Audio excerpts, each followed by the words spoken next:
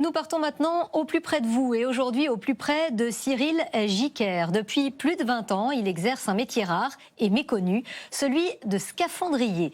Son quotidien, c'est de plonger dans les ports, les fleuves ou en mer pour effectuer des travaux, parfois jusqu'à 50 mètres de profondeur. Julien Erard l'a rencontré à Saint-Malo.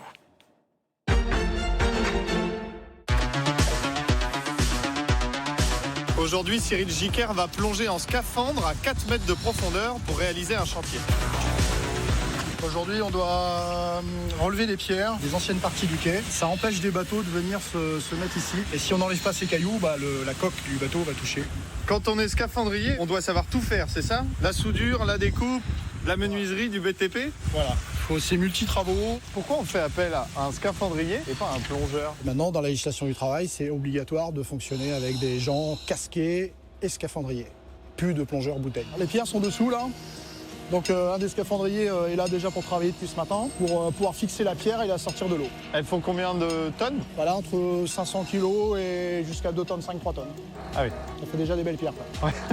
J'imagine qu'il y a des jours où, quand la météo est celle qu'elle est aujourd'hui, on est un peu moins motivé pour plonger, non? Voilà, ça va. L'eau, elle est à 5-6 là. C'est quoi ce tuyau de toutes les couleurs, Cyril? Il y a l'air, le bleu. Vous avez les communications sur le rouge là, qui permet de parler avec le casque et d'envoyer le son en surface. Et le pneumo, c'est le jaune. C'est ce qui... On envoie une injection d'air et on connaît la profondeur exacte du plongeur quand l'eau est très trouble. Et la bouteille? C'est vraiment en cas de gros problèmes. En deux, je peux comme, c'est ok. Pour chaque intervention, l'équipe est toujours composée de 3 personnes, une sous l'eau, une qui contrôle la transmission d'air et enfin une qui peut plonger en cas de problème. C'est quoi que vous lui passez là? C'est un perforateur, ça permet de percer les pierres. Sous l'eau? Sous l'eau, ouais.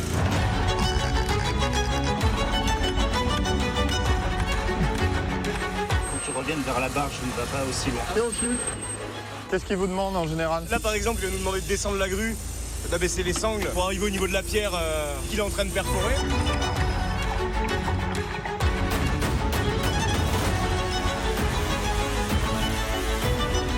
Comment ça va? Ça va. C'est physique en fait comme métier. Ah bah ouais, c'est physique, ouais. Le perforateur, sous l'eau, c'est physique. La pierre, elle doit faire dans les 1 tonne, je pense. Qu'est-ce qui vous plaît dans ce métier, Cyril?